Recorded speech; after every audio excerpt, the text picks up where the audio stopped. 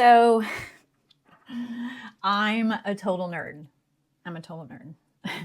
I've always known that about myself, and anybody who knows me would probably agree.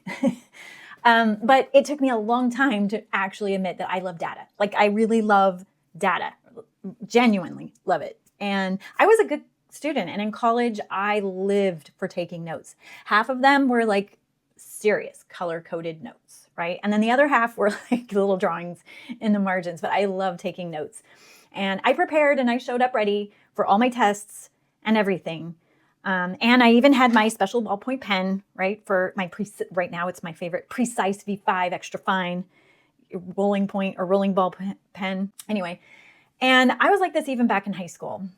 And I did everything right leading up to the SAT.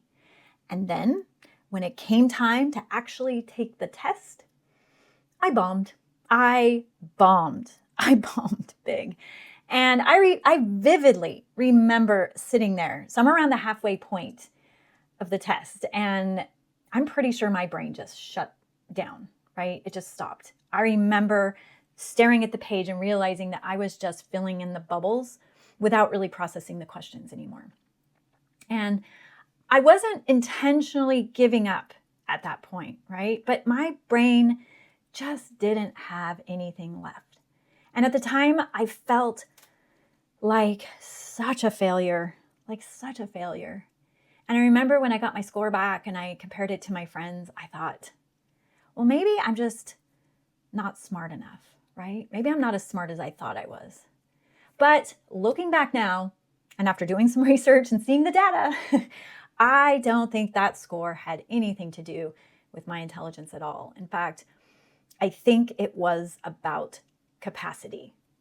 And my brain had hit its limit. And once it did, it just stopped working, right?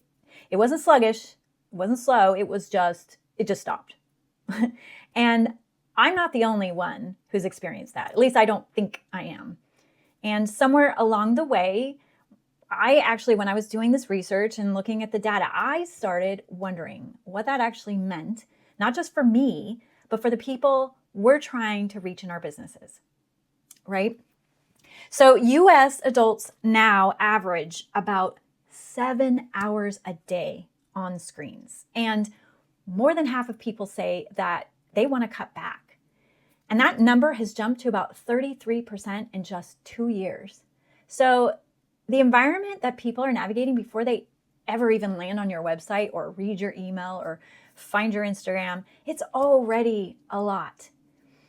And so I went looking into the research on why this happens because I kept noticing it in my own life. And there's a study that gets referenced constantly in this space, actually, probably because it's kind of hard to forget. And it's pretty interesting. In the original study, researchers set up a jam tasting display. And in this display, sometimes there were 24 jams and sometimes there were 6. Well, when they displayed 24 jams, about 3% of people bought something.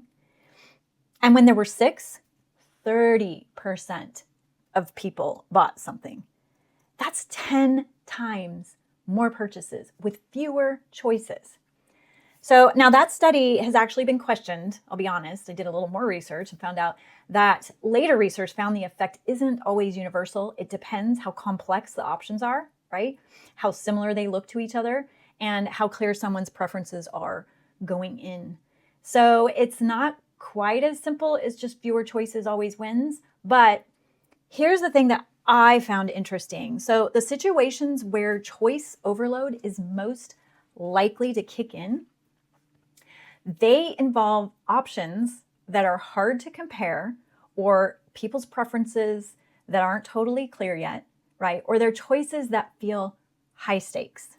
That's almost exactly what someone's navigating when they're trying to choose like a health supplement or a service provider or a brand that maybe they've never even heard of before. So these are the conditions that your customers are probably in. And there's neuroscience that actually helps explain why this all is happening. So when researchers scanned people's brains during high information overload, right, they found something that was pretty surprising. They found that people were actually investing less attention as options increased, not more, right? And their brains were already showing signs of anticipated regret before a choice was even made, right? Before they decided anything. The brain starts bracing for the wrong decision the moment it's overloaded. That's just crazy. So I think that's what was happening to me on the SAT. And I wasn't running out of smarts or intelligence. I was running out of capacity. And once I hit that ceiling, my brain did exactly what brains do, right? It just protected what little it had left and it just shut down. So when people reach that point, and they do reach it, a few things tend to happen.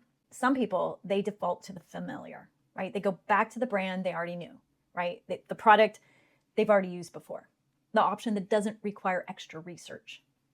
So even though it might not be the best choice because their brain has run out of capacity to evaluate anything new, the known thing wins by default. Okay, but some people, they'll just abandon entirely, right? The cart will be left full, right? And they'll just close the browser. I did this with omega-3 supplements a few months ago, researching on Amazon. I spent an embarrassing amount of time researching triglyceride form versus ethyl ester form. And at one point I had a ridiculous number of brands and products saved in my Amazon wish list. And every time I thought I narrowed it down, I found another brand or I found another review or like a Reddit thread that contradicted the last one. And my confidence did not go up with more research, right? It actually went down. And I eventually bought something, but I genuinely don't even remember why I picked that brand, right? And when people's brains get overloaded, some people end up delegating, right? They ask a friend, they go to Reddit, they find one person that they trust, and they just do what that person says, which probably, when you think about it, might be the healthiest response of the three. But notice what that tells you. They're not looking for more information. They're looking for someone they trust to make the decision feel simpler, right? And that's worth sitting with for a hot second. Because here's what I keep coming back to, both as a small business myself and as someone who works with small businesses on their messaging. The businesses that are earning trust right now are making it easy for their customers to take the next step.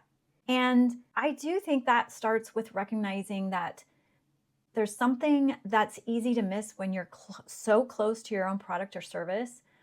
And that's that your customer probably isn't where you think they are in that decision process. By the time they find you, they might have already been researching, right? They might not be starting fresh. They might already be tired and exhausted. And the last thing an overwhelmed brain needs is more information to process. And this doesn't mean you just dumb everything down on your website or strip everything, right? It means sequencing things thoughtfully. And I did a whole video on intent that goes through this process or goes through intent and how you can sequence it with examples. So I'll link to that video so you can watch it because I think that's important to know as well. But a business offering something that requires a little education, like maybe, for instance, red light therapy or a new supplement, right? Or a service they've never heard of before or they've never tried before. They don't need to explain everything all up front, right? They need to make the first step feel safe and simple and then earn the right as they go along to educate from there. So the brands who know their customer well aren't necessarily the ones with the most information on their website. It's the brands who figured out how to strip back everything that doesn't matter to their customers and lead with what does in the right order, right? So your customers are human beings. They're navigating a genuinely overwhelming amount of information every single day. I mean, just think about the scrolling that they're doing. And by the time they find you, their brains are probably already full. So that's actually what I think about now when I look back on my little SAT fiasco. My brain wasn't broken, it was full. And what I needed in that moment wasn't to process more information. I needed everything to feel simpler, but it was the SAT. It's not going to happen. The businesses that understand that and respond with simplicity instead of more specs and more information tend to earn trust. And I think that's because simplicity feels like respect, right? It says, I know you've been at this for a while, right? Let me make this easy for you. And maybe that's the most generous thing that you can offer your customers. So doing the work of simplifying so that they don't have to. And that's where the actual clarity comes from, for them to actually make a clear decision. Once your customers have that level of clarity, then they're willing to trust you with the next step, right? So I hope this video has kind of helped you kind of understand how the brain works, how humans kind of work with lots of information. And I appreciate you watching. If you're watching this on YouTube, feel free to subscribe or comment. I'd love to hear your feedback, and I'll see you in the next video.